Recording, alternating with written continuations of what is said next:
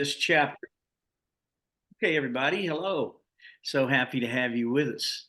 So we got some new additions, and we're very happy to have that also. So tonight we are going to be kind of buttoning up, more or less, the second canto of the Srimad Bhagavatam. And there were several chapters that we did not get taken care of as we were going through. And so I'm going to give you a little outline of what we're going to be studying.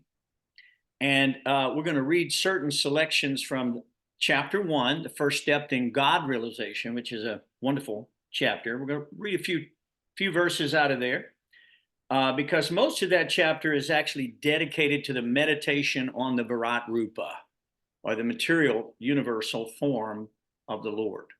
So we're going to save that for a later chapter or a later discussion. And we're going to make a whole thing about the meditation on the Virat Rupa and the personal form of the Lord. And we're going to separate these chapters into two divisions. So in chapter 2, the Lord of the Heart, we're going to read through that. There are 26 verses dedicated to a continual understanding of meditation and also of demigod worship in that particular chapter. Oh, no, I'm sorry, that's in the next chapter, chapter 3, which is titled Pure Devotional Service, the Change in Heart. And so there are several verses in there that are dedicated to demigod worship, and we won't read those this time. We'll save that for the next reading. And then in chapter 10, we'll button it down, which is entitled Bhagavatam is the answer to all questions. Maybe they should have just put that as the actual title for the whole thing, for all 12 cantos, because truly Bhagavatam is the answer to every single question you may have about Tato Brahma Jigyasa. How did we get here? Who put us here? Why are we here? And where do we go when we leave? All those questions are answered in Srimad Bhagavatam. Prabhupada said in the introduction that if a person will simply go through the Bhagavatam systematically, from the first canto to the 10th canto, and study very carefully, they'll be ready then to understand the 10th canto, which is more intimate dealings of Lord Sri Krishna in that canto. But by the time one reads the full Srimad Bhagavatam, he is guaranteed to become a God-realized soul as long as he applies the principles of the Srimad Bhagavatam in his life. So I'd like to start out first, if you don't mind, by offering my obeisances to my spiritual master, His Divine Grace, A.C. Bhaktivedanta Goswami Maharaj, Srila Prabhupada Ki Jai, Nama Om Vishnupadaya Krishna Prasthaya Bhutale, Srimate Bhaktivedanta Swaminiti Namane, Namaste Saraswati Devim Gauravani Paricharane, Nirvishesha Shunyavani Paschachari Shatarane. Jai Shri Krishna Chaitanya, Prabhu Nityananda, Shri Vadagaradha, Shiva Sari Gaura Bhakta Vrinda, Hare Krishna, Krishna Krishna, Hare Hare, Hare Rama, Rama Rama, Hare Hare, Hare Bo. Om Namo. It's nice to see you. And what's your name? Viprahita Das, Ram Raghav's father. Oh, Haribo. So glad you're here with us. Thank you so much for joining us tonight. Very, very grateful to you. So we chant Om Namo Bhagavate Vasudevaya. Om Namo Bhagavate Vasudevaya. Om Namo Bhagavate Vasudevaya. So, very good. If everybody will mute your little button there. And then if you have a desire to read a little bit, we'll give you a little reading assignment as we go along. We are going to go through chapter 1, chapter 2, chapter 3, and chapter 10. There should be a little button there where you can mute.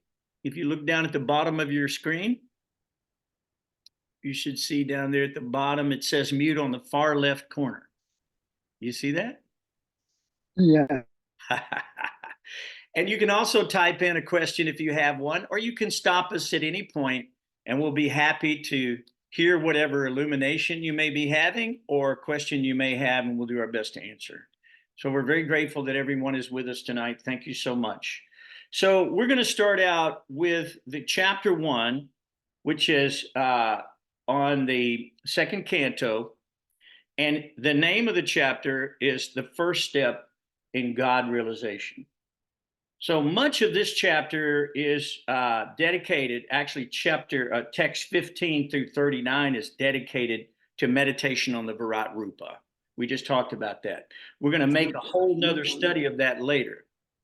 Okay? On mute. Did you figure it out? Yes and no. Thank you. All right, very good, very good. Okay, so I'll start reading and then we'll ask others to read. This chapter is very short, so I may just read these first 12 myself. Invocation. O my Lord, the all-pervading personality of Godhead, I offer my respectful obeisances unto you. Sri Sukadeva Goswami said, my dear king, your question is glorious because it is beneficial to all kinds of people. The answer to this question is the prime subject matter for hearing, and it is approved by all transcendentalists. Those persons who are materially engrossed, being blind to the knowledge of ultimate truth, have many subject matters for hearing in human society, O Emperor. I want to stop and just say one thing about that while it's current in my mind. There's an offer on the internet, and if you're on Facebook and you're looking around, it'll pop up sometimes, and it'll say, this is a free service of some kind or application, and you got literally hundreds of thousands of books that you can read for free. But why would you? That's the question. So in this verse, it says that they have many subject matters for hearing in human society. But unfortunately, the subject matters that they are engaging in are not liberating from the material world, but are binding in the material world.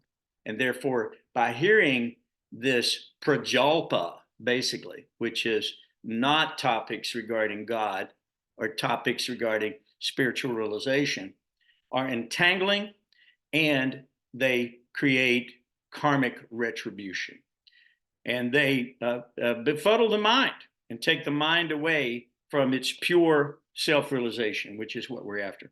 So in text 3, it says, the lifetime of such an envious householder is passed at night, either in sleeping or in sex indulgence, and in the daytime, either in making money or maintaining family members.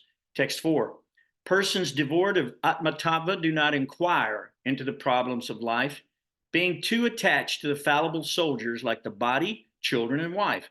Although sufficiently experienced, they still do not see their inevitable destruction.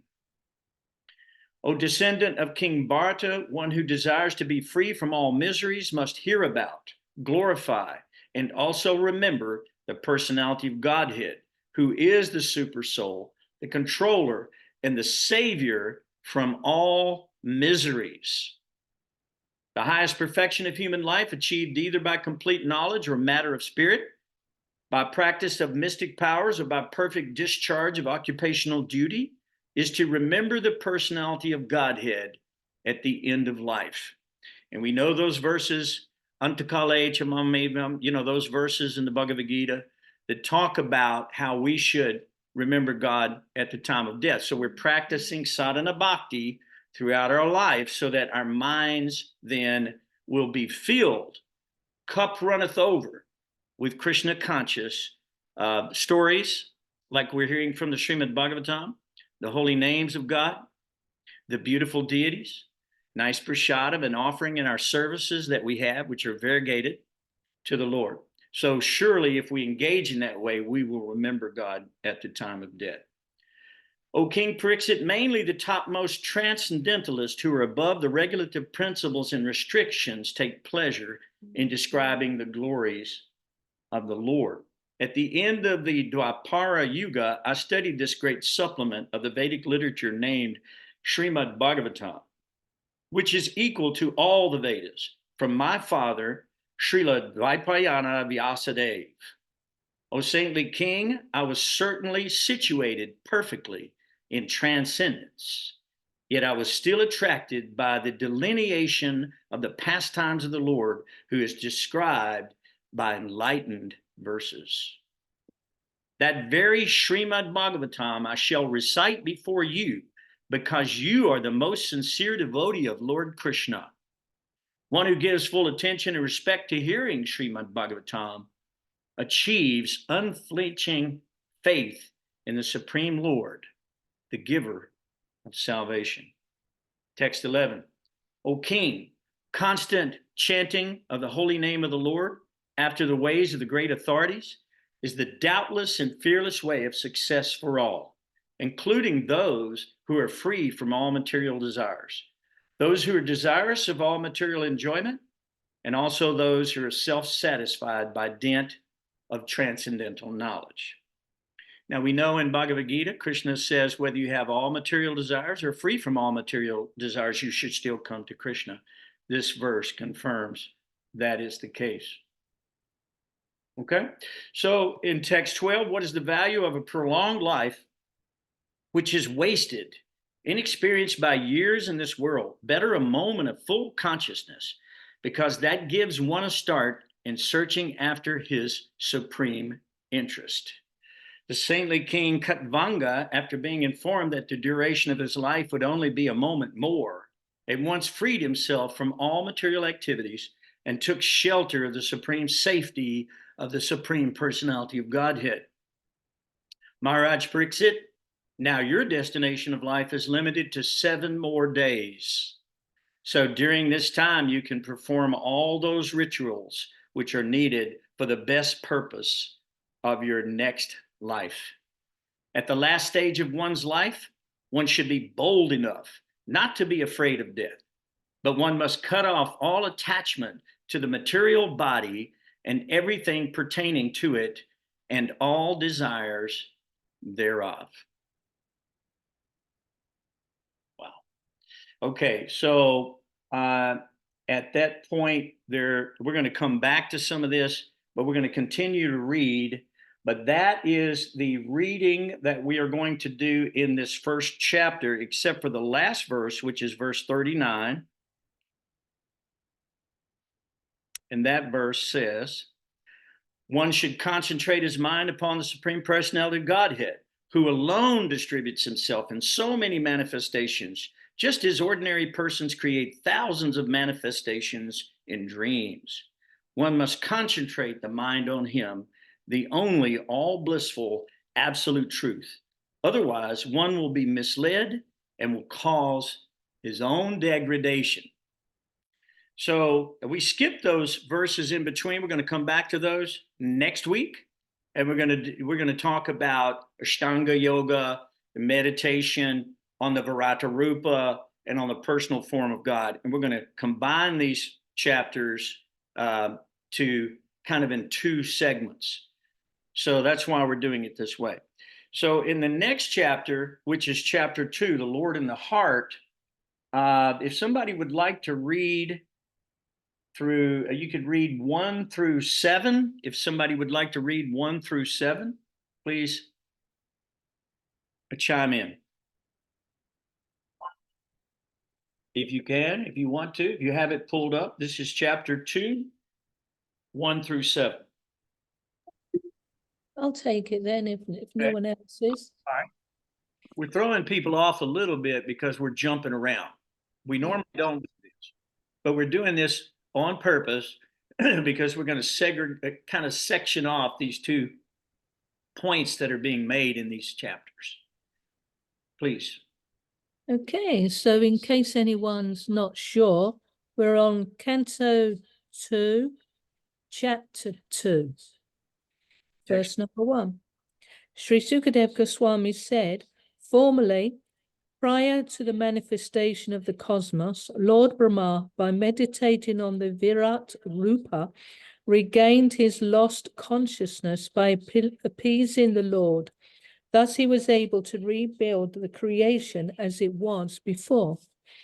The way of presentation of the Vedic sounds is so bewildering that it directs the intelligence of the people to meaningless things like the heavenly kingdoms. The conditioned souls hover in dreams of such heavenly illusory pleasures, but actually they do not relish any tangible happiness in such places. For this reason, the enlightened person should endeavor only for the minimum necessities of life while in the world of names. He should be intelligently fixed and never endeavor for unwanted things, being competent to perceive practically that all such endeavors are merely hard labor for nothing. When there are ample earthly flats to lie on, what is the necessity of cots and beds? When one can use his own arms, what is the necessity of a pillow? When one can use the palms of his hands, what is the necessity of varieties of utensils? When there is ample covering of the skins of trees, which is the necessity of clothing? Are there no torn clothes lying on the common road? Do the trees which exist for maintaining others no longer give alms in charity? Do the rivers being dried up no longer supply water to the thirsty? Are the caves of the mountains now closed? Or above all, does the Almighty Lord not protect the fully surrendered souls? When then do the learned sages go to flatter those who are intoxicated by hard-earned wealth? Thus being fixed, one must render service unto the supersoul situated in one's heart by his omnipotency. Because he is the almighty personality of Godhead, eternal and unlimited, he is the ultimate goal of life, and by worshipping him, one can end the cause of the conditioned state of existence. Who else but the gross materialist will neglect such transcendental thought and take to the non-permanent names only, seeing the mass of people fallen in the river of suffering as the consequence of accruing the result of their own work? Very nice. Would someone else like to read 8 through 15? Or do you want to continue, Rangavati? You can continue through 15 if you would like. Unless someone wants to put it up. We've got a few new guests tonight. And everybody is welcome to read. You know, you're welcome to study along with us and read or make commentary, whatever. I'll do it. Okay, let's go 7 to 15 or 8 to 15. 8:15. Others conceive the personality of Godhead residing within the body in the region of the heart and measuring only 8 inches, with 4 hands carrying a lotus, a wheel, a chariot, a conch shell, and a club respectively. His mouth expresses his happiness, his eyes spread like the petals of a lotus, and his garments, yellowish like the saffron of a kadam flower, are bedecked with valuable jewels. His ornaments are all made of gold, set with jewels, and he wears a glowing headdress and earrings. His lotus feet are placed over the whorls of the lotus-like hearts of great mystics. On his chest is the Kasuba jewel engraved with a beautiful calf, and there are other jewels on his shoulders. His complete torso is garlanded with fresh flowers. He is adorned with an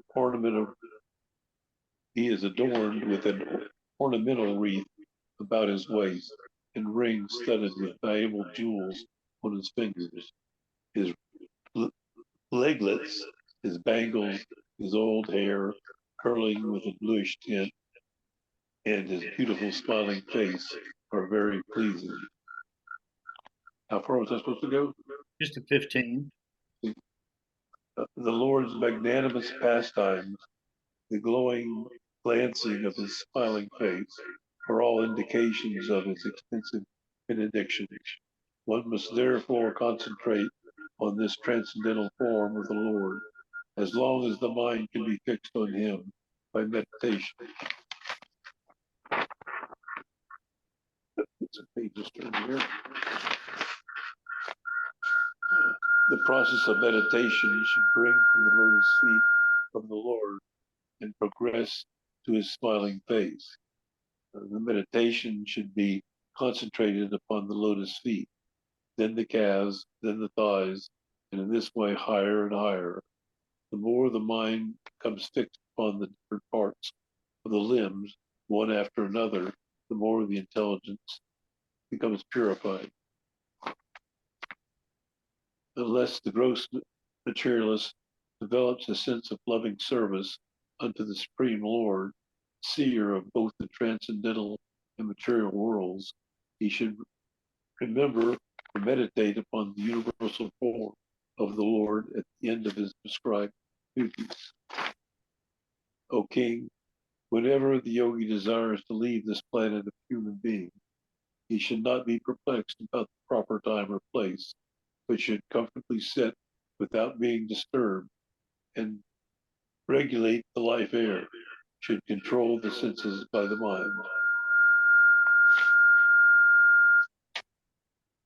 That was the end of 15. Okay, very good. So the next 15 verses talk about Ashtanga Yoga. And so we're going to save that for the next reading. We're creating little booklets. And so what we're trying to do is get topics that are congruent. And so part of that is to discuss the Ashtanga Yoga system and so forth in the next meeting that we have. So we're going to move on to text 30. So it says, the devotee, thus surpassing the gross and subtle forms of coverings, enters the plane of egoism. And in that status, he merges the material modes of nature, ignorance and passion, in this point of neutralization, and thus reaches egoism and goodness. After this, all egoism is merged in Mahatattva, and he comes to the point of pure self-realization. So that is the purpose there of Ashtanga. And in text 31, it is said, only the purified soul can attain the perfection of associating with the personality Godhead in complete bliss and satisfaction in his constitutional state. Whoever is able to renovate such devotional perfection is never again attracted by this material world, and he never returns. Your Majesty Maharaj Pariksit knows that all that I have described in reply to your proper inquiry is just according to the version of the Vedas, and it is eternal truth. This was described personally by Lord Krishna unto Brahma, with whom the Lord was satisfied upon being properly worshipped. For those who are wandering in the material universe, there is no more auspicious means of deliverance than what is aimed at in the direct devotional service of the Lord. So it does go through the Ashtanga process and describes all this mystic yoga meditation. But here it says that the means of deliverance and direct devotional service should be aimed at the direct devotional service of the Lord. So, okay. So the great personality Brahma, with a great attention and concentration of the mind, studied the Vedas 3 times, and after scrutinizingly examining them, he ascertained that attraction for the Supreme Personality of Godhead, Sri Krishna, is the highest perfection of religion. The personality of Godhead, Lord Sri Krishna, is within every living being, along with the individual soul. And this fact is perceived and hypothesized in our own acts of seeking and taking help from the intelligence. O King, it is therefore essential that every human being hear about, glorify, and remember the Supreme Lord, the personality of Godhead, always and everywhere. Those who drink through oral reception, fully filled with the nectarine message of Lord Krishna, the beloved of the devotees, purify the polluted aim of life known as material enjoyment, and thus go back to Godhead, to the lotus feet of him, the personality of Godhead. Okay, so now we're on chapter 3. And in this chapter, we're going to be reading, we're going to skip a little bit here, because you can look through this and you can see it is describing what one should do to achieve certain boons within the material world through demigod worship. I'll give you an example. In text 2-7, it says, one who has desires to be absorbed in the impersonal Brahma Jyoti effluence should worship the master of the Vedas, Lord Brahma, or Brihaspati, the learned priest. One who desires powerful sex should worship the heavenly king, Indra, and one who desires good progeny should worship the great progenitors called the Prajapatis. One who desires good fortune should worship Durga Devi, the superintendent of the material world. One desiring to be very powerful should worship fire, and one who aspires only after money should worship the Vasus. So this will give you a little example of what we're going to be reading next time. But we're going to skip now, if you don't mind, because it continues on in this way. And it talks about the Ashvini Kumaras, and it talks about the Gandharva planets. It's amazing what this discusses. But then if we skip to 13, text 13, then we'll get through that section. And who would like to read 13 through 25? Anybody? Anybody want a pizza? Sorry? I can read. Okay, please, 13 through 25. Okay. Shaunak said, the son of Vyasadeva, Srila Shukadev Goswami, was a highly learned sage and was able to describe things in a poetic manner. What did Maharaj Parikshit again inquire from him after hearing all that he said? O learned Suta Goswami, please continue to explain such topics to us, because we are all eager to hear.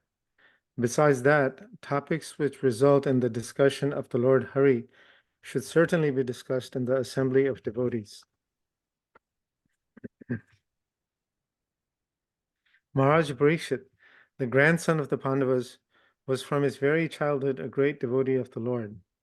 Even while playing with dolls, he used to worship Lord Krishna by imitating the worship of the family deity.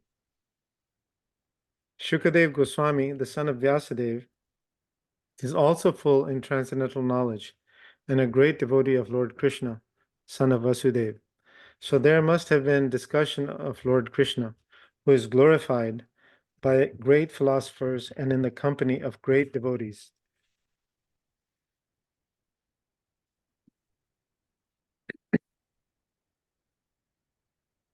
Do the trees not live? I'm on the right one? You would be No, on 17.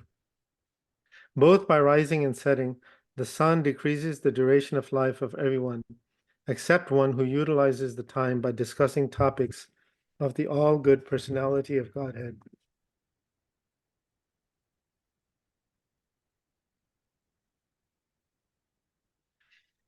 Do the trees not live? Do the bellows of the blacksmith not breathe? All around us, do the beasts not eat and discharge semen? Men who are like dogs, hogs, camels, and asses praise those men who never listen to the transcendental pastimes of Lord Shri Krishna, the deliverer from evils. One who has not listened to the messages about the prowess and marvelous acts of the personality of Godhead, and has not sung or chanted loudly the worthy songs about the Lord, is to be considered to possess ear holes like that of the snakes and a tongue like that of the frogs. You said to 25, right?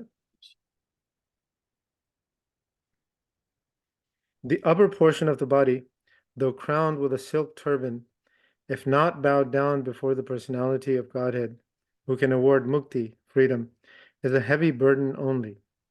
And the hands, though decorated with glittering bangles, if not engaged in the service of the personality of Godhead, Hari, are like those of a dead man. The eyes which do not look at the symbolic representations of the personality of Godhead Vishnu, his forms, name, quality, etc., are like those printed on the plumes of the peacock, and the legs which do not move to the holy places, where the Lord is remembered, are considered to be like tree trunks.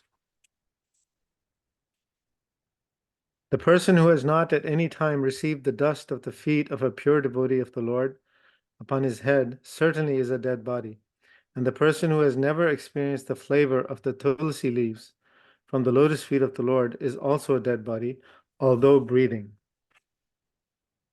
Certainly that heart is steel-framed, which, in spite of chanting the holy name of the Lord with concentration, does not change when ecstasy takes place and tears fill the eyes and hairs stand on end. And text 25. O Sutta Goswami, your words are pleasing to our minds. Please, therefore, explain this to us as it was spoken by the great devotee Shukadev Goswami, who is very expert in transcendental knowledge, and who spoke to Maharaj Parikshit upon being asked. Very good. Thank you so much, Rakesh. If somebody would like to read chapter 4, text 1 through 7, is anybody there that would like to grab some of that?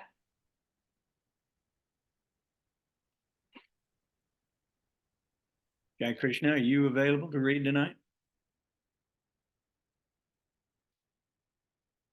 So this chapter 4, process of creation, we're going to read 1 through 7.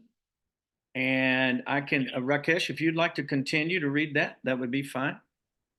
Hare, I'm sorry? Is there Hare something? Krishna, Prabhu. I can read, Prabhu. Yes, please. Please accept my humble obeisances. All goes to Srila Prabhupada. Okay, text 1 through 7, chapter 4, process of creation. Yes, process of creation. Sutta Goswami said, Maharaj Parikshit, the son of Uttara, after hearing the speeches of Sukadeva Goswami, which were all about the truth of the self, applied his concentration faithfully upon Lord Krishna. Maharaj Parikshit, as a result of his wholehearted attraction for Lord Krishna, was able to give up all deep-rooted affection for his personal body, his wife, his children, his palace, his animals, like horses and elephants, his treasury house, his friends and relatives, and his undisputed kingdom. O great sages, the great soul of Maharaj Parikshit, constantly wrapped in the thought of Lord Krishna, knowing well of his imminent death, renounced all sorts of fruitive activities, namely acts of religion, economic development, and sense gratification, and thus fixed himself firmly in his natural love for Krishna, and asked all these questions exactly as you are asking me. Maharaj Parikshit said, O learned Brahmana, you know everything because you are without material contamination. Therefore, whatever you have spoken to me appears perfectly right. Your speeches are gradually destroying the darkness of my ignorance, for you are narrating the topics of the Lord.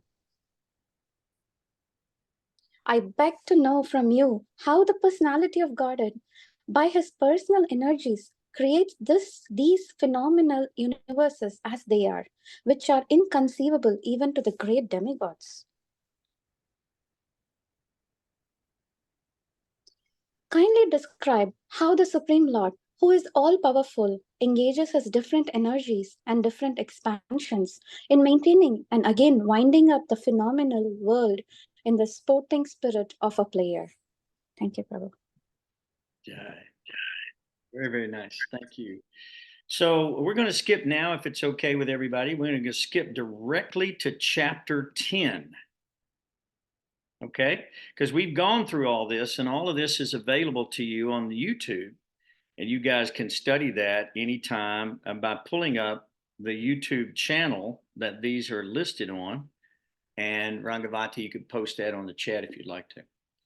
Okay, so now we're going to chapter 10. And by the way, we already have chapter 4, right, through 9 recorded.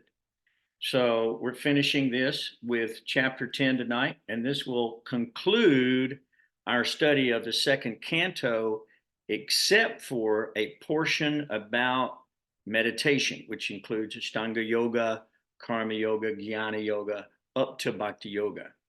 And we'll come back to that next week. So in this chapter 10, we're only going to read a few verses. So if anybody would like, we'll read here through 7. If anybody wants to read through 7, that would be great. Anybody there that would like to grab that?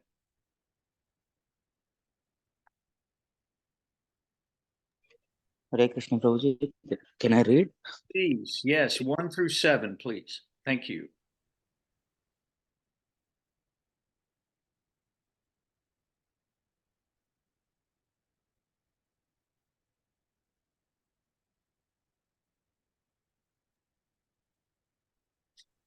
This is chapter 10. Bhagavatam is the answer to all questions. Text 1 through 7. Sri Sukadeva Goswami said, in the Srimad Bhagavatam, there are 10 divisions of statements regarding the following: the creation of the universe, subcreation, planetary system, protection by the Lord, the creative impetus, the change of manus, the signs of God, returning home, back to Godhead, liberation, and summum bonum. To isolate the transcendence of the summum bonum, the symptoms of the rest are described sometimes by Vedic inference, sometimes by direct explanation, and sometimes by summary explanations given by the great sages.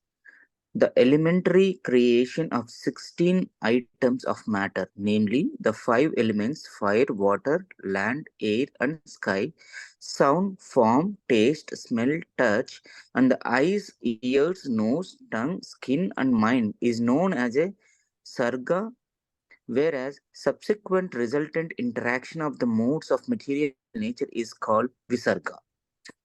The right situation for the living entities is to obey the laws of the Lord and thus be in perfect peace of mind under the protection of the Supreme Personality of Godhead.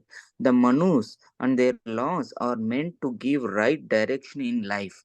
The impetus for activity is the desire for fruitive activities, fruitive work, for fruitative work. The science of God describes the incarnations of the personality of Godhead and his different activities together with the activities of his great devotees. The merging of the living entity along with his conditional living tendency with the mystic laying down of the Mahavishnu is called the winding up of the cosmic manifestation. Liberation is the permanent situation of the form of the living entity after he gives up the changeable gross and subtle material bodies. The Supreme One, who is celebrated as the Supreme Being or the Supreme Soul, is the Supreme Source of the cosmic manifestation as well as its reservoir and winding up. Thus, he is the Supreme Fountainhead, the Absolute Truth. Hare Krishna. Very, very good. So, because the next verses up to 34 pertain to what we're going to be studying next week, we're going to go directly to verse 34 or text 34, and we'll read 34 through 44. Is there anyone who would like to read 34 through 44?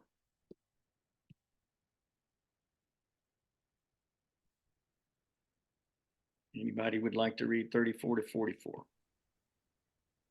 I can read if nobody else wants to read. All right, that'd be great. Okay. Text 34. Therefore, beyond this gross manifestation is a transcendental manifestation finer than the finest form. It has no beginning, no intermediate stage, and no end. Therefore, it is beyond the limits of expression or mental speculation, and is distinct from the material conception. Neither of the above forms of the Lord, as just described unto you from the material angle of vision, is accepted by the pure devotees of the Lord who know him well. He, the personality of Godhead, manifests himself in a transcendental form, being the subject of his transcendental name, quality, pastimes, entourage, and transcendental variegatedness. Although he is unaffected by all such activities, he appears to be so engaged. O king, know from me that all living entities are created by the Supreme Lord according to their past deeds. This includes Brahma and his sons like Daksha, the periodical heads like Vaivasvata Manu, the demigods like Indra, Chandra, and Varuna, the great sages like Bhrigu, Vyas, and Vasishta, the inhabitants of Pitri-loka and Siddha-loka, the Charanas, Gandharvas, Vidyadharas, Asuras, Yakshas, Kinnaras, and angels, the serpentines, the monkey-shaped Kimpurushas, the human beings, the inhabitants of Matri-loka, the demons, pisachas, ghosts, spirits, lunatics and evil spirits, the good and evil stars, the goblins, the animals in the forest, the birds, the household animals, the reptiles, the mountains, the moving and standing living entities, the living entities born from embryos, from eggs, from perspiration, and from seeds, and all others, whether they be in the water, land, or sky, in happiness, in distress, or in mixed happiness and distress. All of them, according to their past deeds, are created by the Supreme Lord.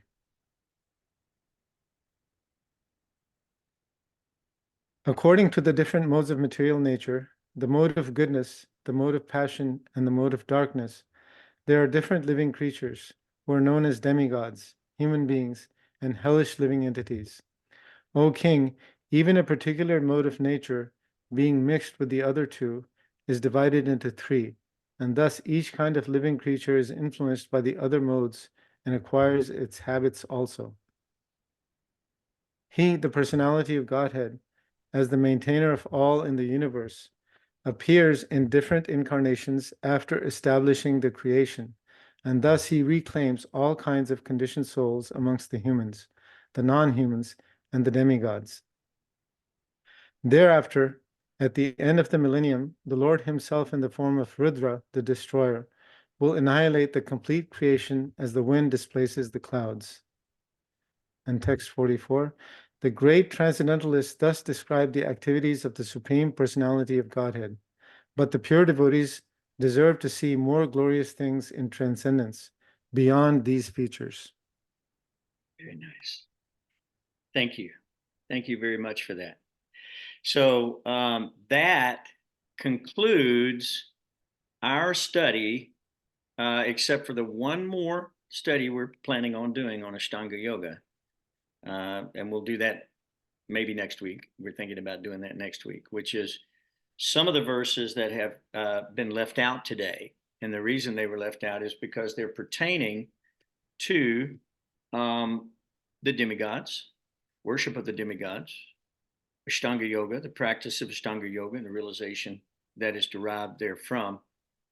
And so we're going to separate that because it says that basically the devotees derive great pleasure and they deserve to see more glorious things in transcendence beyond the features of this Virat Rupa or of this understanding that comes from Ashtanga Yoga or the Karma Yoga or Jnana Yoga, but instead are attracted to Bhakti Yoga because Bhakti Yoga is the heart of the Lord. Bhakti Yoga is what is going on in the spiritual sky. In the spiritual sky, no one is sitting on kusha grass. No one is meditating like that. It's not necessary to do that. And the idea is that there is no karma in the spiritual sky, so there's no need for karma yoga there. Jnana, we've already discussed, where Krishna says in Bhagavad Gita, Raja Vidya Rajaguyam Pavitram Idam Uttamam Pratyakshagamam Dharmyam Susukam Kartamam Avyayam which means that this is the end of all seeking after knowledge. It's the supreme knowledge. It's the greatest secret. It's the most secret of all secrets. And it's the end of all knowledge. So Jnana Yoga is not so important, ultimately. All of these different ways that Krishna described in Bhagavad Gita, which primarily are Ashtanga, Karma, Jnana Yoga, and Bhakti Yoga, of all of those, Krishna prefers Bhakti Yoga. So he says, Manmana Bhava Mad Bhakto Mam Yaji Nam Namaskaru. He wants you to worship him. He wants you to fix your mind on him. He wants you to concentrate on the Lord in the heart. So when we read earlier how the Lord looks, right, in the chapter of, I believe it was Pure Devotional Service, where it talks about the Lord is smiling, where the Lord is got the mark of Shrivats, where the Lord is wearing yellow garments. These studies of the Lord, these meditations on the Lord are something that we should be constantly doing. We should be constantly remembering the Lord. So our sadhana bhakti program is designed to bring us to a state of constant meditation on the Lord. And Srila Prabhupada has brought that information out of obscurity, actually, hidden in the Vedic literature in Sanskrit, and distributed 650 million Vedic literatures in the world today. 650 million. So he is definitely disseminating and expanding on this information as Brahma told Narada to do. Now go and expand. And when Narada came to Vyasadeva, he told him, now you should also expand. So the Srimad Bhagavatam was put down for our purposes so that we could come to this state of devotion, which is most pleasing to the Lord. Severe austerities can be done. They can be done in any of the modes: mode of ignorance, mode of passion, mode of goodness, right? But austerities done in the mode of Sudasattva or pure goodness are activities like you see in the picture behind Rakesh there with Srila Prabhupada standing in front of the deities, offering Arctic ceremony to the deities, right? That's Sudasattva, that's transcendental, that's something beyond this dental, beyond the modes of material nature. Modes of material nature are like great whirlpools. When a person falls into this ocean of nescience, they are swept away by the strong currents of the modes of material nature. And they develop a particular sense of a touch, taste, smell, like that. And they acquire a body around those senses so they can enjoy their sense objects. The Bhagavatam has taught us, since we've been studying the second canto, that these are all illusions, that they're all concoctions manufactured by the false ego in an effort to really become the Supreme Personality in the material world. And I'd like to ask everybody, how's that going for you?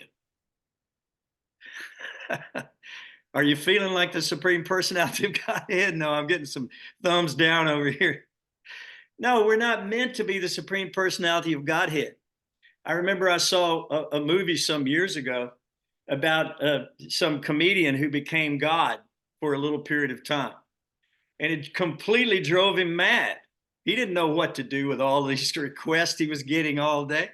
He didn't know what to do. And everything that he did created more and more domino effect and started really just causing degradation and destruction in the material world. That's our position. Our position is we don't know what to do. Om Jnanatamarandasya Jnananjana Salakaya Chakshurun Militandjana Tasmai Sri Gurave Namaha. If it weren't for the spiritual master bringing the torchlight of knowledge, we would remain in the darkness of ignorance. There's no question. Because otherwise, what? We're going to study hundreds of thousands of books written by mundane authors who have no understanding of who they are, why they're here, who put them here. They're simply speculating and giving us their version of their mental concoction of the material existence. And they're trying to sell it to you just like they used to sell snake oil off these wagons. They would come into your town and everybody's sick and disturbed in the material world and a great deal of pain, right? So if you promise that this will solve your malady, cure your wound or your problem or your pain, naturally everyone is turning out to buy that.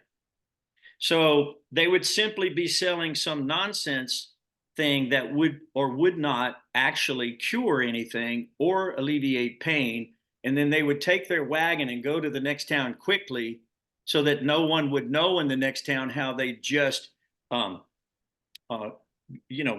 ripped off the population of the small town they just left. See what I mean? And this, to me, the wagon now is the internet. The wagon now is the internet. They used to pull into a town, have some nice shining bottles. You'd buy a bottle. The guy would tell you to solve any problem you got. You'd drink it. Nothing happened.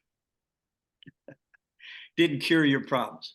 So on the internet, every time you go to Facebook, something is popping up saying this will cure your problem. This will finally solve whatever your malady is. This will make you a millionaire, right? This will help you with whatever it is you're after. Even the religionists are there selling some doctrine or some phantasmagoria, actually, of a concocted understanding of who is God, and what is our purpose in this material world. So we're being duped. Prabhupada said in the material world, there are the cheaters, and then there's the cheated. So we're either going to fit in one of those two categories. You're either going to be a cheater or you're going to be cheated. Why? Because in the material world, everyone is looking for a shortcut. They have fallible senses and they're guaranteed to make mistakes. So any of these hundreds of thousands of books that you can register in an app to get and read free are going to lead to your ultimate degradation because they're not based on the sampradaya, right? Tadvidi pranipratena pariprasnena sevya upadekshanti tegyanam gyaninas tadvadarshina. So what we do is we take our information in this form of sampradaya. And in the last class, we discussed that Brahma, by meditating on the two syllables, which are the 16th syllable and the 21st syllable of the Sparsa vocabulary, those two syllables are ta, pa, tapa, tapasya, right? Tapasya. And Krishna says that's the potency that he creates through, maintains, and annihilates, all in that one potency of tapasya. So tapasya is Krishna's heart. Krishna gave those two syllables to Brahma. Brahma sat down for 1,000 celestial years and meditated, and Krishna then gave him a realization, an actual personal darshan of the Supreme Personality of Godhead, Narayan, in the spiritual sky, leaning favorably towards his devotees and smiling upon them. His smile is the indication of his benedictions, the potencies of his benedictions. And he was leaning towards the devotees, right? So this is a beautiful description there in the last study that we did of Lord Brahma actually witnessing God in the spiritual world on his throne, offering benedictions to the devotees. If you haven't read that, you need to go through that and read that a few more times, because that's a very, very powerful memory that Lord Brahma shared with us in the Srimad Bhagavatam, and one that is relishable. You'll find out throughout the Srimad Bhagavatam as we study, there are many great souls who performed tapasya and did a nice devotional service, so much so that the Lord would actually come down and appear before them.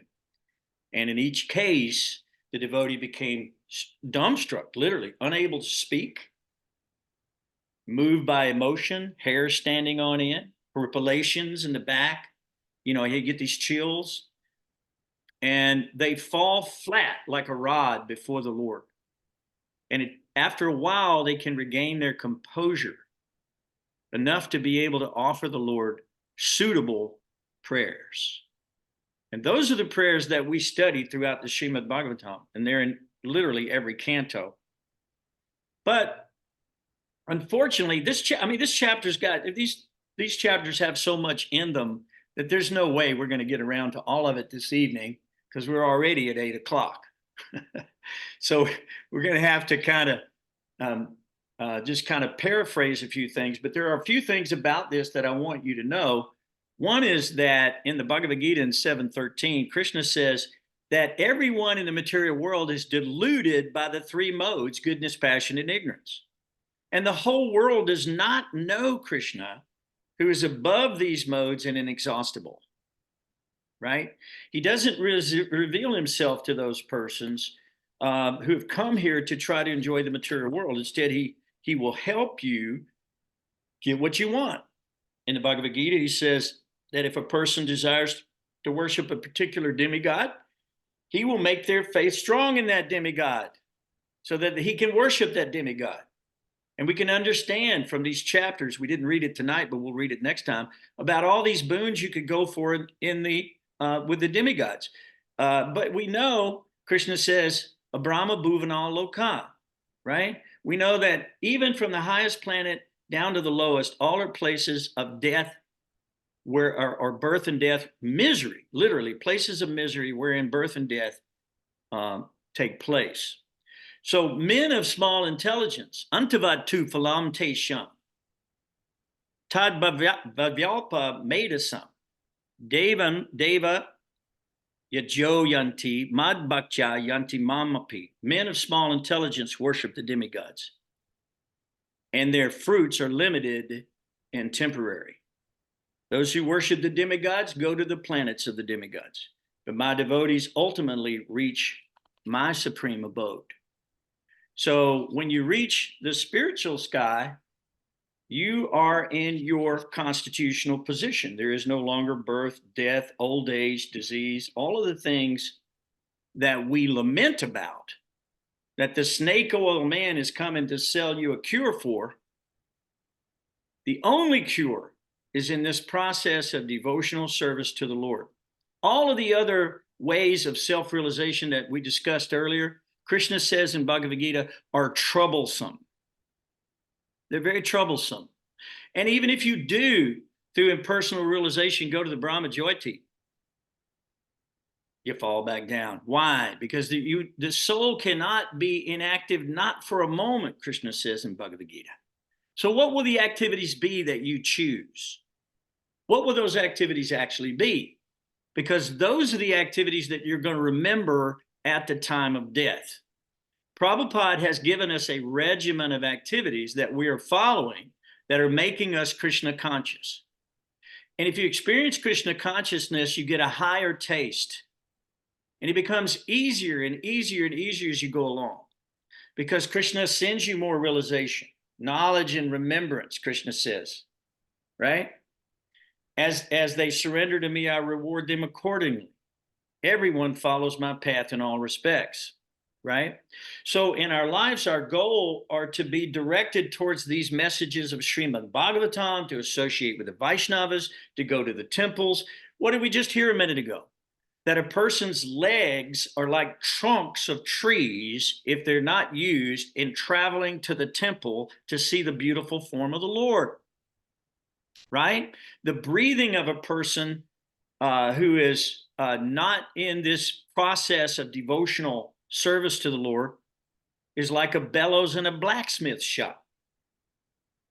His body is dead, although it may appear that he is living, because nothing that he is doing will amount to anything, because it's all lost at the time of death in the material world.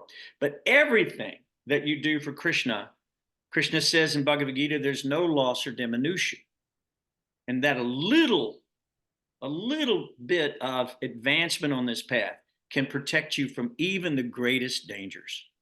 So When Krishna says in 8.6, Yam Yam Vapi Smarambhavam Tajanchante Kalevaram Tam Tam Ivaiti Kontaya Sadad Tad Bhava Bhavita. What he's saying is, whatever state of being you remember at the time you quit your body, that state you will attain without fail. So what is the Bhagavatam all about? Bhagavatam is all about a storyline of Krishna's activities in all of his multifarious incarnations. And the idea is to fill the mind and the heart fully with these stories and associate with devotees who are interested in sharing in these stories and reading these stories, so that at the time of death, one can remember Krishna instead of remembering some nonsense Maya that we've read in some nonsense book with some hypothecation that somebody's kind of come up with, that has no bearing on your soul except for to bind it further in the material world. Krishna says that there is another nature which is eternal, which is transcendental to this manifested and unmanifested matter. It is supreme, it is never annihilated, and when all of this world is annihilated, that part remains as it is. Krishna explains that in Bhagavad Gita in 8.20. Okay? So if we're concentrating strictly on this world, how we can set up a better home, how we can build a better family, how we can get a better bank account, how we can become famous. If that's what our goal is, we can stay here eternally. Time is eternal. We can stay here eternally and suffer repeated birth, death, old age, and disease. But if we simply surrender to the Lord, he says, I will protect you. Do not fear. He also said that those who are not faithful on the path of devotional service cannot attain me, but return to birth and death in this material world. That's not what we want to do. We don't want to return to birth and death in the material world. This chapter, these chapters that we're reading just describe that once a person attains to the spiritual life and gets the higher taste, they never come back to this material world of birth and death and misery, right? So the goal of Srimad Bhagavatam is to ask yourself, if I only had, like King Katvanga, if I only had one more moment to live, what would I do with my time? Or if I had 7 days to live, what would I do with my time? Right? What would you do? That's the idea. What would you do with the remaining moments of your life? Now, the great kings have set the example by leaving, becoming unattached to their treasuries, their wealth, their palaces, their everything, family, wife, the whole thing, and go off to meditate on the Lord in this form that we see that is described in the Bhagavad Gita, in the Srimad Bhagavatam, where you go to the Himalayas and you sit down and you study.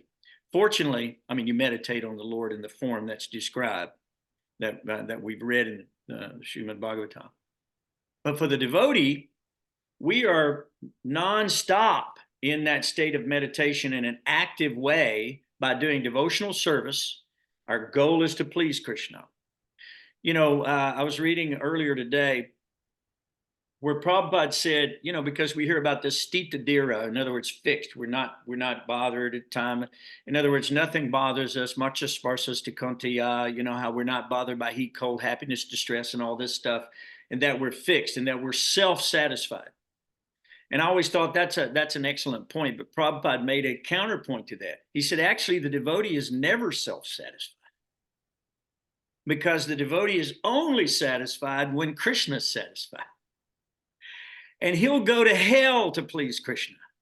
He doesn't care about his suffering. He'll even give up his salvation and liberation to the spiritual sky to serve Krishna. We see that Arjuna is perpetually in the material universes doing this Bhagavad Gita over and over and over again in all different places for the benefit of all living entities. And Krishna's pastimes are eternal. Right? So they don't even want to go back home. They just want to stay in service to Krishna. Just like Prabhupada said, let me be your servant life after life. And that's the idea. So Krishna says, Aham sarvasya prabhavo, matak sarvam pravartate, iti madva bhajanti mam buddha bhava samanvitaha. That Krishna is the source of all spiritual and material worlds. Everything emanates from him. So the wise who know this perfectly engage in my devotional service and worship me with all their hearts. With all their hearts. The wise engage in my devotional service and worship me with all their hearts. So what does Chaitanya Mahaprabhu say about that? Nam namakari bahada nija sarva shaktis tatrarpati niyamita smaranena kala. Itadrishi kripa bhagavan mamapi durdaivam idrisha mihajani nanaraga. It means that the Lord has given us the benediction of putting all of his potencies in his holy names. How hard is it for us to chant Hare Krishna, Krishna Krishna, Hare Hare, Hare Rama, Rama Rama, Hare Hare? Is there some cost? Is there some problem? Can it be done anywhere, anytime? Of course. And when you do, you associate with God. And when you put the cold rod in the fire, it becomes hot, just like fire. You become holy. You become qualitatively one with God. Achinta beta beta tattva. You are not God. You're a part and parcel of God, qualitatively one, not quantitatively. So when we associate with the holy name, like Krishna Govinda, we're associating directly with the potency of God. And they're not even hard and fast rules for chanting these names. But I am so unfortunate that I have no attraction. See, this is our condition. So we're very, very sorry that this is our condition. Lord Chaitanya Mahaprabhu said, Cheto Darpanam Marjanam, Baba Mahadevagni Nirvapanam, Shreya Kai Ravya Chandrika Vidhadanam, Vidya Varu Jivanam. Glory to the Sri Krishna Sankirtan, which cleanses the heart of all the dust accumulated for years and extinguishes the fire of conditional life of repeated birth and death. That should be sufficient for each of us to extinguish the blazing fire of repeated birth and death in material existence. We've got the tools. We have the roadmap, Srimad Bhagavatam, Bhagavad Gita. We have the pure devotees, Srila Prabhupada. And we have our energy and our bodies, which are like sturdy boats to cross over the ocean of nescience to get to the other side. So while we're still not infirm, and while we still can, let's use every ounce of our energy and our mind and our bodies in the service of the Lord.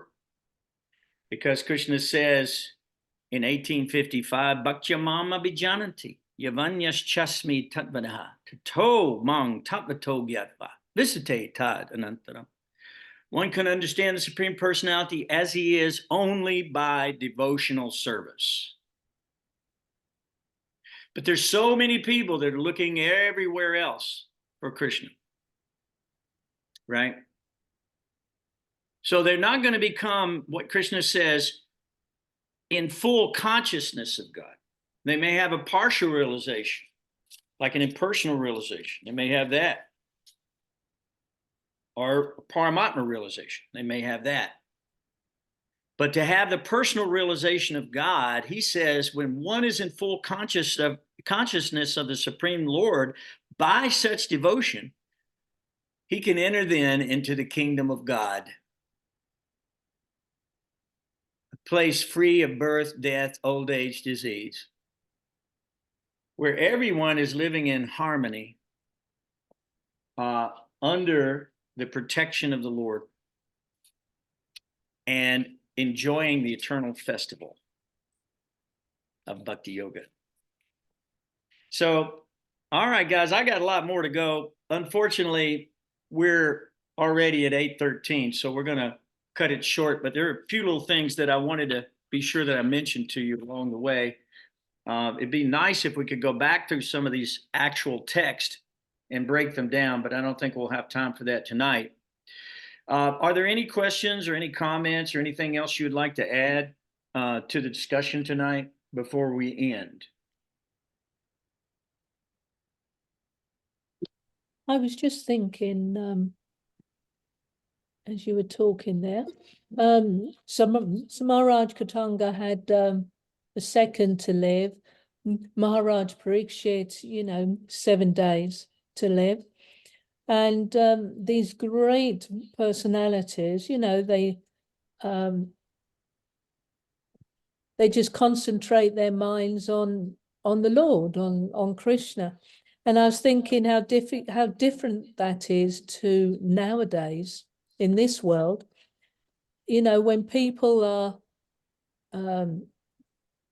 going to die, they make themselves a bucket list, don't they? And they race around the world trying to do all these things to enjoy themselves that they didn't get a chance to do when they were fit and healthy. So they try and fit it in, skydiving, going to see the pyramids, and all those things, isn't it? So different. Yeah. Well, in some cases that's manifest as Bhoga Tyaga. So Bhoga Tyaga means enjoyment and then renunciation of that enjoyment, because it's like a kid in a candy store. When they go through their bucket list, they're going to get sick. They're going to eat too much. They're going to have too much sense gratification. They're going to null and void their senses, spend all their money, and waste their life, their precious life and time, trying to do something that couldn't have been done in all the years that they lived. They were never satisfied, and they think, oh, if I just up the ante a little bit, then I'll be satisfied. They're still not satisfied, right? So this is a bad conclusion. It's a foregone conclusion of failure. They will fail in that effort, and they will not be happy because they're not following the very first principle of Srimad Bhagavatam. And what is that? Savai pumsang paro dharmo yato bhaktir ad hoksaje. Haituki apratiyata yayatma suprasidati. And that is that they're not following the supreme occupation or dharma for all humanity, which is where men can attain to the loving devotional service unto the transcendent Lord. Such devotional service needs to be unmotivated and uninterrupted to completely satisfy the self. So if they would have spent their time in that pursuit, they could finally be happy. But instead, they just increase their karmic retribution in the next life. And they don't get satisfied in the process, right? So very good point, though, Rangavati. Thank you very much for that, because we see that. Prabhupada one time saw a little man on a golf course banging a little ball around trying to get it in a hole. I think he was in Scotland when he saw this. And he said, what is this? Why is this man hitting the ball? What's he trying to do with the ball? He's trying to put it in the hole, Prabhupada. What for? Why would you be doing this? It doesn't make any sense. I'm just going to go out in the last years of my life and bang this ball, and hopefully it'll roll into a hole somewhere. It's a waste of time. It's vanity. Even in the Bible, it says it's vanity and vexation of the spirit. So it befuddles us and entangles us further in the material modes of material nature, and therefore we suffer again and again and again. Just like it said, even in the higher planetary systems, we were reading this last week, even in the higher planetary systems, there's no pain, there's no suffering, there's no pain of death, literally, in Brahmaloka, Satyaloka, like that, except for they have one pain. Anybody know what that pain is? What pain are they suffering in the Satyaloka, Brahmaloka? Do you know what the pain is they get? It's called compassion for the fallen souls who are suffering birth, death, old age, and disease in the material world. The only pain they have is they feel bad for you. They feel bad because they are experiencing closeness with God in the heavenly planet. And that relish, that taste is relishable. It even says in the chapter we read earlier, it said that even the liberated souls, people who are already completely liberated, relish the topics of the transcendental Lord. So we're here doing that together, and it's all auspicious. And we're very glad that we have this opportunity each week to do this. We're going to meditate on this next class, how we're going to go about that. And we'll make a determination, and Rangavati will post an invitation. So stay with us each week, same time, same station. Same old devotional service. Prabhupada said, we don't create anything new. We're not here to manufacture some concocted idea that's new and improved. Prabhupada said this is the same old sampradaya, the same old information that Krishna has been disseminating throughout all the material universes since time immemorial. And it is sufficient to completely satisfy the self, according to the Srimad Bhagavatam. So if the self is not completely satisfied and you're out running in all directions trying to appease the senses, you need to read more Srimad Bhagavatam. Okay. Any other comments or conclusions? Otherwise, I'm going to go ahead tonight, ladies and gentlemen. We're going to go ahead and end the class. Thank you so much for being with us. Thank you for reading with us. Please come again each time. We're going to go through the whole Srimad Bhagavatam. It may take a little while. We're going to need a lot of good readers. So please come back and look for your invitation. It'll be in your inbox, hopefully, Rangavati. All right. Please accept my humble obeisances. All glories to Srila Prabhupada. Jai. All glories to the great devotees and Vaishnavas and the assembled devotees who want to hear this relishable nectar. Hare Krishna. Hare Krishna. Hare Krishna, Prabhuji. Thank you. Hare.